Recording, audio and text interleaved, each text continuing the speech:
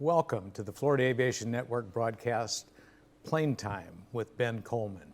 I'm Ron Timmermans, one of the co-hosts with Florida Aviation Network, and I'm delighted that you've joined us today. Our other host, Mr. Ben Coleman, is a bit under the weather today and not able to be with us. So Ben Coleman, if you're watching at home, I'm sure you are, we wish you a speedy return to health and so you can be back with us for our next Plane Time broadcast early next year. And to your lovely wife, Melody, we look forward to seeing you back next year as well. Please take good care of Ben for us. So we've already had one interesting segment earlier today with Porter Radials, learning all about R985 engines. I've already forgotten. And this next segment now has to do with weather and all the information that we can learn about weather. We have with us, back again with us, very special guest, Dr. George Bartuska, who is also known as the Weather Guy, and he's going to lead us through some very important information for us to consider as pilots and people who are interested in weather. The first part of his presentation is going to be an FAA safety brief, how we can best use weather information. Dr. George Bartuska, thank you for joining us again today. It's good to have you back. Okay, Tom. And take it away. Tell us about what you want us to hear for weather. Good. What we're going to be doing today is a fast team safety brief and on weather products. And we should probably call this talk, what do you need to do to make sure you don't unintentionally get yourself into a situation you can't get out of? You might be asking yourself, why do I need to know this? When am I ever going to use this? Well, coincidentally, back in 2009 at Sun and Fun in Lakeland, Florida, we had the privilege of hearing a presentation from John and Martha King from King Aviation, who addressed this exact topic. And they almost lost their life, and it made them what they called born-again pilots. So what we want to do is take a look at their presentation. There's John and Martha King. I'm sorry, I didn't have this switched. And trying to get it to go to the next slide. I want you to see the Cessna. There it is, the Cessna 210. This is the plane they were in at the time they had this altercation. And of course, today they fly, I believe they fly a corporate jet. But this should be But there was one event that changed how we feel about flying, because we had an aircraft accident. And we very, very well could have been killed in that accident. In fact, I think it was just a matter of luck that we weren't.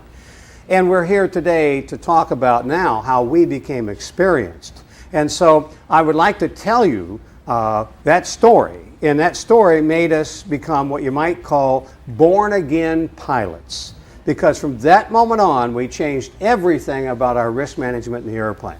Now, this happened in the days when Martha and I were traveling around the country teaching two-day ground schools for pilots, and we would go from mostly through the Midwest. We live in San Diego, and we'd fly. We had a Cessna 210 that had an aftermarket Ray J turbocharger on it, so we had this turbocharged 210, and we'd fly out to the cities. And the cities were like Fargo, North Dakota, and then we'd go out to Fargo and back to San Diego, Sioux Falls, South Dakota, out from San Diego to Sioux Falls and back, and then Billings, Montana, Spokane, Washington. We were flying that equivalent trip every single Friday. What we would do is on Friday we'd fly out to the class, set up the classroom and so on. Saturday and Sunday we'd teach our class. On Monday we'd help the FAA get the test going. Monday afternoon we'd fly back to San Diego. Tuesday, Wednesday, and Thursday you do all the things you do when you run a small business. You'd set up the other classes, answer the phone, do correspondence and all of those things. Friday we would go back out again. We were doing this 50 times a year. And so we were doing a lot of flying. We were doing a lot of. We were very current, and yet we had this accident. This particular accident happened when we were trying to fly out to a class in Sioux Falls, South Dakota, and we took off from San Diego and a little bit late one morning on a Friday morning. Flew to La Junta, Colorado, to get fuel and to take a little break. And to our credit, when we were in La Junta, Colorado, we got a very, very thorough weather briefing. And what the weather briefing said is that when we got to Sioux Falls, right around dusk, we should expect about a 3 miles visibility and a 1,000-foot ceiling.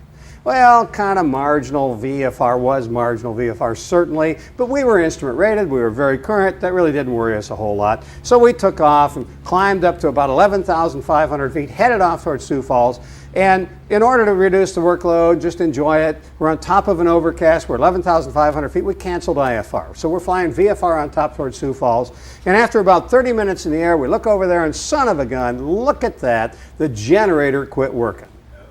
And we're like, oh man, we're going to be late. We're going to get in there right at dusk as it is. We've got to set up the classroom. We're tired. We've got to teach 2 12-hour days the next day. Here's what let's do. You know, we knew we really ought to land to get this generator fixed, but let's do this. Let's turn off everything electrical.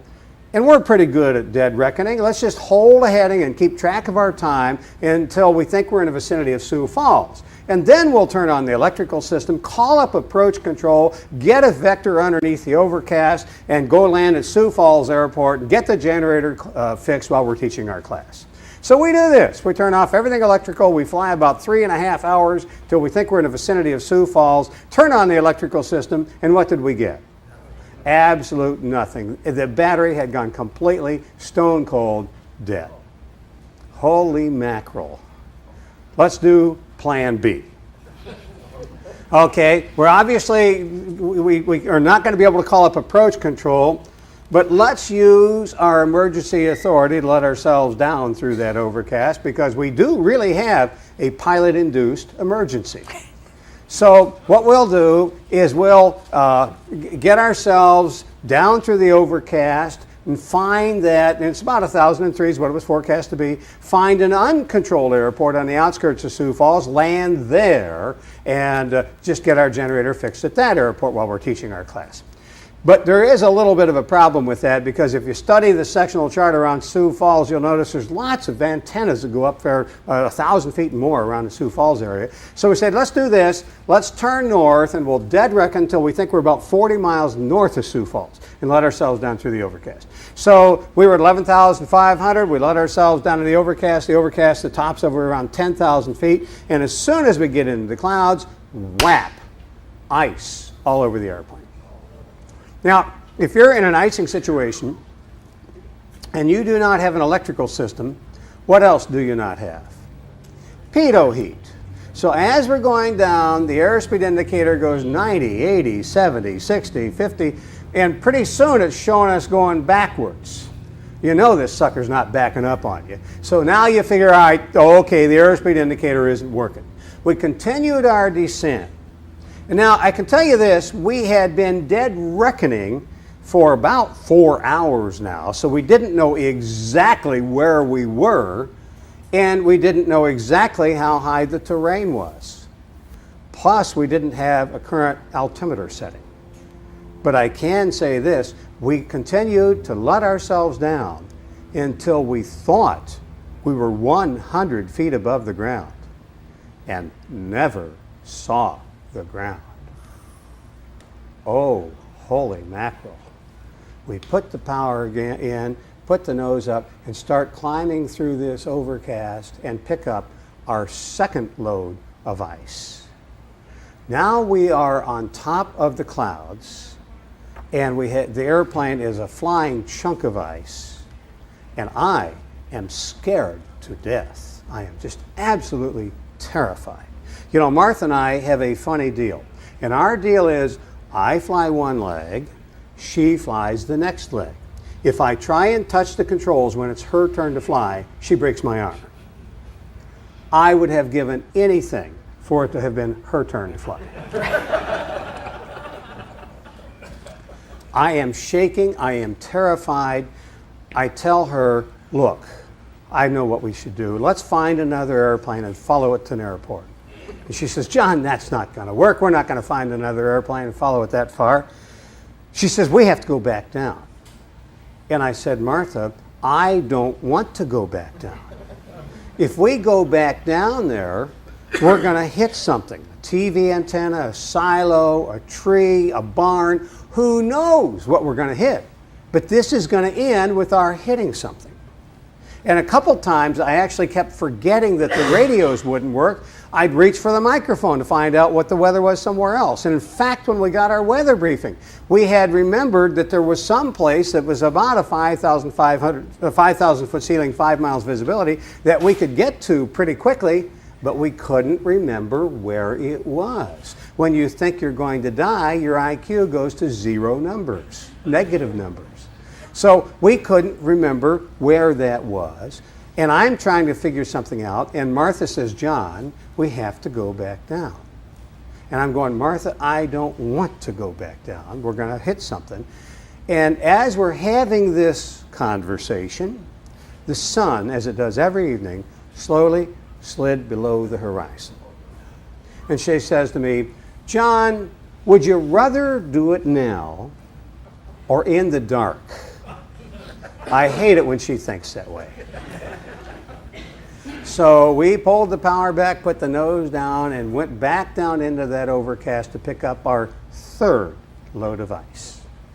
And once again, we got to the point where we thought we were 100 feet above the ground and never saw the ground. And I said, Martha, that's it. We got to go back up. She says, no, John, there's nowhere to go. We have to keep on going down. So we kept on going down, and at one point, where we broke out and trees are going by, things are just flashing by us, and we saw cars on a road with their lights on. And I said, that's it, I'm going to land on that road. And she says, no, John, you can't land on that road. There's power lines right there. Now, at this point, I have to tell you, Martha's really getting on my nerves.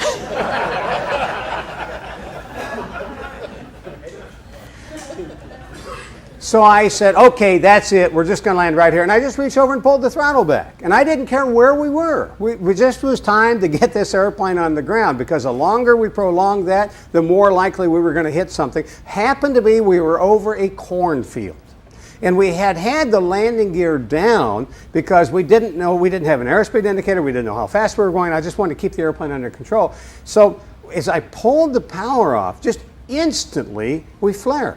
And the airplane, it was in a cornfield, and the main wheels touched on that cornfield. And what had been going on there, by the way, that they had a freezing rain ice storm. And they had about 18 inches of snow on the ground and about an inch and a half crust of ice on top of it. So when we touched on the ground, the main wheels rolled on that crust of ice, and for about 75 feet. Then after about 75 feet, it fell through the ice.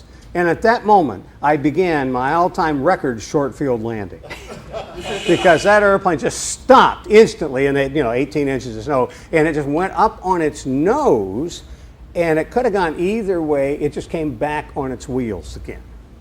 Now, if you're familiar with a Cessna 210, the baggage compartment is kind of elevated behind the cockpit of the aircraft, because the landing gear retracts and goes right behind the passenger seats. So the baggage compartment is above that area, kind of elevated.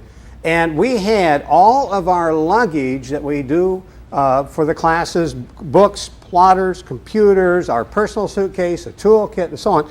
And of course, we weren't bright enough to have any kind of way to secure that from going forward. We didn't have a net or anything like that. So this next conversation takes place with our faces pressed against the cockpit of the panel of the aircraft, just with suitcases jamming us against the panel of the aircraft. And Martha says to me, John, I'm okay.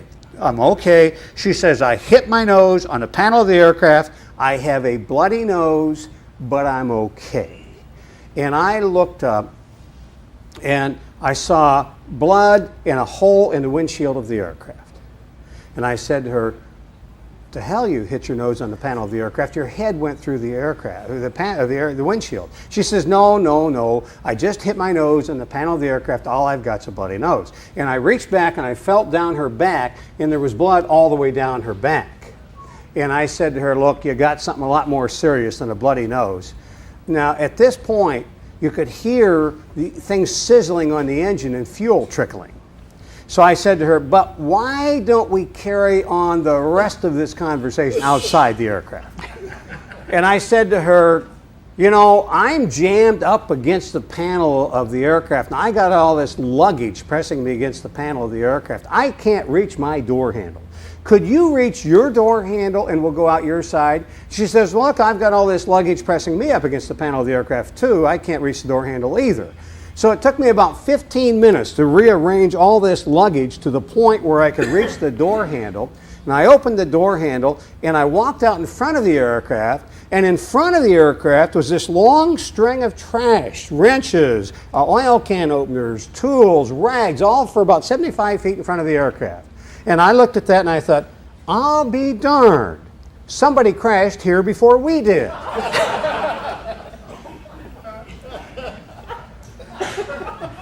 You're beginning to wonder about my intelligence, aren't you? So I got around to the right side of the aircraft and opened the cockpit door. And at that moment, I realized profoundly, for the first time in my life, how incredibly dumb allegedly bright people can be.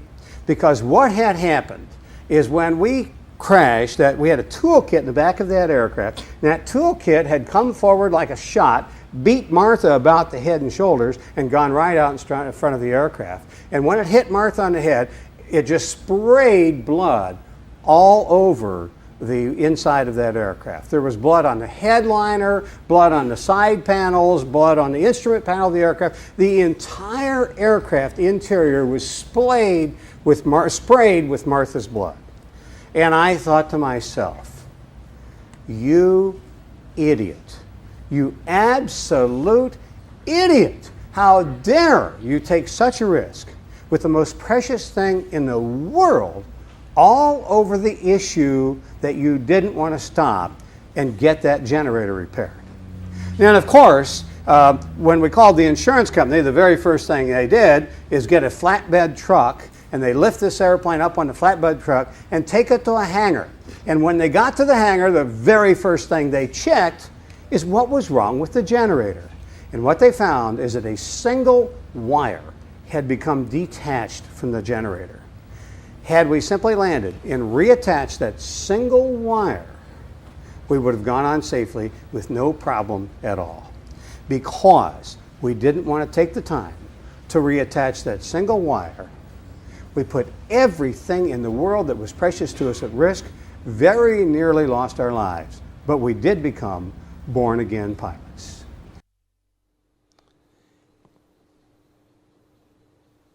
Ready? Isn't that a story? Wasn't that a story? Those are two people who might not be here today, but thank God they are, and thank God they were here to take our story, to tell their story. And I'd like you to bear with me on this part of the presentation. Because it is an FAA safety brief, I'm going to be using some notes to make sure I don't skip anything over. And I do just want to mention something that for our viewers, that last night in the Midwest, in Kentucky, in Arkansas, Illinois, and Missouri, there was a small tornado outbreak, and we don't know how many fatalities there's going to be. There's an estimate of 50 to 100 people. Our hearts are with them, and our sympathy is with them.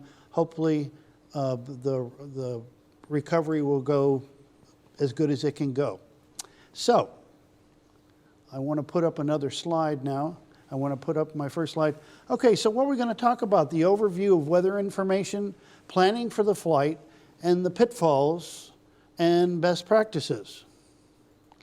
Now here's the standard aviation weather site. The main thing I want to point out with this is knowing how to acquire, interpret, and make operational decisions based on weather information is essential to safe flight. So you've got to know where to get what you need to get. Not all weather resources report the same data. The decision-making process requires you to make operational decisions based on all the information available for your flight.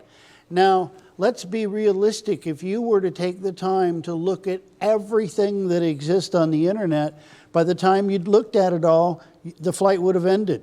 So you've got to know what to look for. But be aware there's specialized resources out there in addition to the National Weather Service and ForeFlight and the Storm Prediction Center. There are specialists who cater just to ballooning, to soaring, to hang gliding, and to skydiving. So if you're doing any of those functions, there's specialized weather resources out there for you for that. Next slide, study and evaluate. You've got it, now what are you going to do with it? In the beginning, when you first started learning to fly, you studied and were tested on the theory of weather and the use of weather products at that time. Now you need to use your experiences and skill to process and apply the specifics to your flight. Three basic elements of weather are the temperature, the wind, and the moisture. Temperature. Now we're talking density, altitude. Is it hot outside? When the air is hot and thin, the wing generates less lift, the propeller is less efficient, the engine is less efficient. So we've got to take that into account. Or if you're in Alaska and the air is very cold, all those are going to be more efficient. The wind, are you going to take off into the wind, or are you going to have a crosswind? Moisture, remember that that if there's any moisture in the air, and we happen to be in Florida right now, especially in the summer, moisture makes the air even less dense. Why? Because H2O is less molecular weight than nitrogen or oxygen. Nitrogen and oxygen are diatomic molecules. They only occur in pairs. So nitrogen is going to occur at 28. Oxygen is going to occur at 32. But H2O is only 18, so it displaces, the water vapor will displace the nitrogen and oxygen and make the air less dense. I hit, okay, there we go. Oh, let's try it again. There we go. Okay, anything's possible. Weather primarily affects pilots in three ways. Weather can create wind or turbulence, and wind is a key one. Weather can reduce ceiling and visibility. Weather can affect aircraft performance through conditions that I mentioned, high density, altitude, or icing. And this is one of those little pet peeves of mine. High density altitude really means high altitude density, as in the air is less dense. It's kind of like friction loss in hydraulics. And at that point, the air is thinner and there may be water vapor in it. Okay, organize. We went past the slide. There we go. Anything is possible. Now, there are three things that you can't change that you have no control over. How long is the runway? How long is your trip? What are the characteristics of your aircraft? Those are fixed.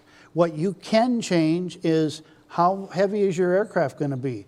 Have you done your weight and balance calculations?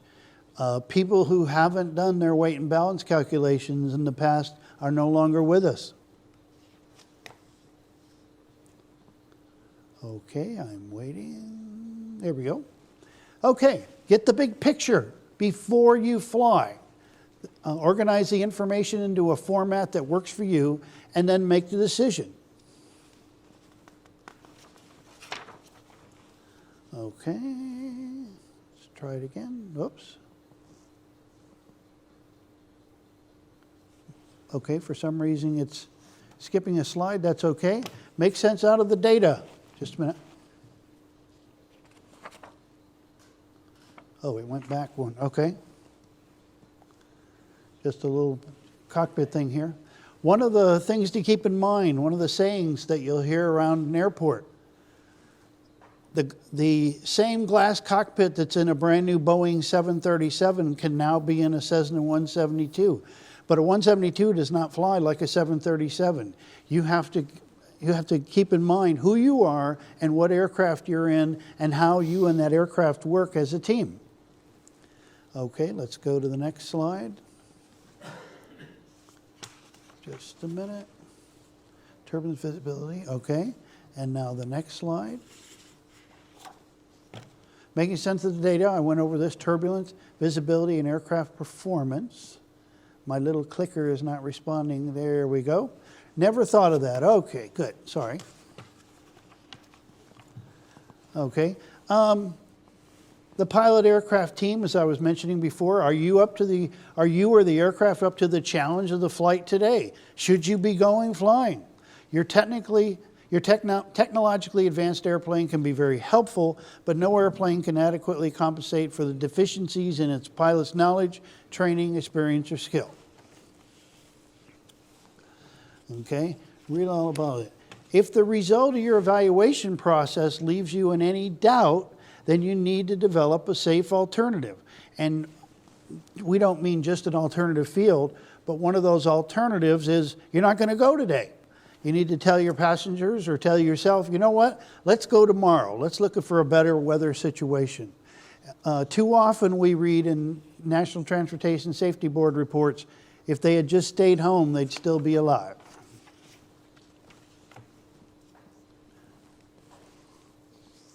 Wait for the slide to move.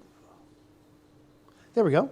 So, pre-flight weather planning is the big picture. What's the big picture? We want to eliminate or mitigate any risks that are found. We want to have escape options. We want to weigh out. We want an option A, B, and C. Reserve fuel. Not only do you have enough fuel to get to your destination and to get to your alternative, but what if halfway there or part of the way there you need to turn around and come back? Do you have enough fuel to get back?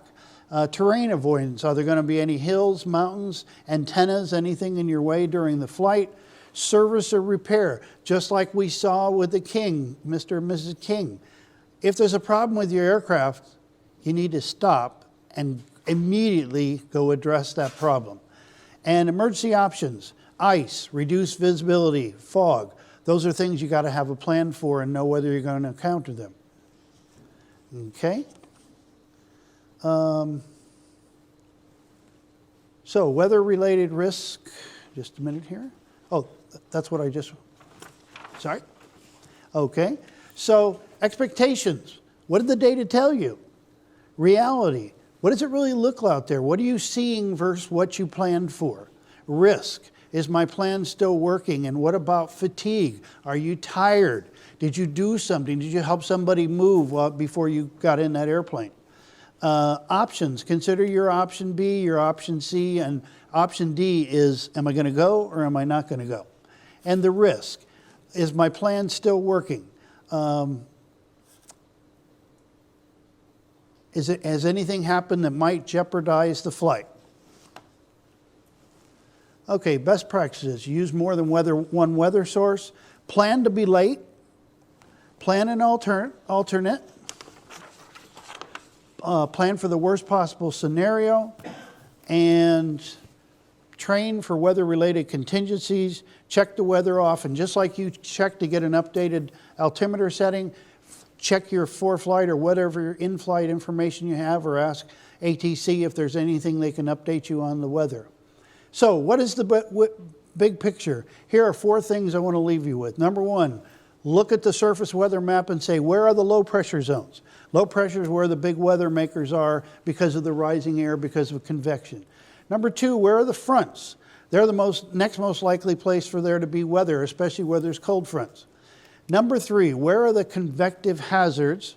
And if you go to the Storm Prediction Center, there's a Storm Prediction Center, and you toggle under, I believe it says products, there is a toggle just for convective outlooks. We're not in the summer right now, so we don't have a lot of stuff going on, but obviously we had tornadoes last night, and that convective outlook right there indicated there was a possibility of something happening. And finally, number 4, where is the potential icing? For that, you can go to the National Weather Service Aviation Weather Center and go up to Icing. I believe it's under products again. And here you'll get the icing, and you can blow up the lower left photo and see if there's any potential icing en route to where you're going. And remember, all forecasts are educated guesses. Forecasts are all educated guesses. Now, in preparing for this talk today, I read through a lot of recent research on aircraft accidents and weather, and one thing popped out at me. A private pilot's license, no instrument rating, fewer total flight hours, and older pilot age were associated with higher case fatality rates. So even if you don't anticipate that you're ever going to fly on instruments or in instrument meteorological conditions, we encourage you to get instrument rated, so if you get in a pinch, you'll have some way out. Now I want to leave you with a couple resources that I want to make sure you know you can get. This document is a 2006 document. It is available online. It's a 36-page PDF. It is the best resource I have seen that every pilot should have. It's full of briefing information. It has tables you can reproduce to fill in to plan for your flight. The second one is the latest version of the FAA's Aviation Weather book. This is an excellent place to start. And finally, if you're brand new to flying and brand new to learning about weather, this document was printed in 1945 for the Navy. It is an excellent introduction to aviation weather. So we've given you a lot to think about today. If you're a pilot, I hope, once again, you'll take advantage of all the resources that are out there and practice using the different kind of resources and determine which ones are relevant to you depending on where you're going to fly that day. George, thank you so much. It's easy to tell why you're known as the Weather Guy, because that was very, very interesting. Using the weather information, knowing where to get it, and then how to use it. I particularly liked your ideas on how to mitigate the risk management associated with weather, looking at the big picture and then drilling down to the various elements of it, knowing where to find those and then how to apply that. And then making the decision, that all-important decision, go or no go. And although we normally wouldn't like to do that, no go is a valid decision sometimes. And knowing when to make that decision is important and keeps us safe and alive. So thanks for showing us the Martha and John King video and their experience, letting us understand and learn from what they went through so that we don't have a repeat for us. So we got more to come in just a few moments. Dr. George Bartuska is going to be back with us for more of an introduction to meteorology, addressing some of the simple concepts and precepts, and that'll be useful particularly for the Boy Scouts that are working on their merit badge. We'll be back in just a few minutes for a little bit more of Dr. George Bartuska, the Weather Guy. I'm Ron Timmermans with the Florida Aviation Network. We're broadcasting today live and in the clear, Plane Time with Ben Coleman from our studios in Orlando, Florida. Please stay tuned and come back in just a few moments.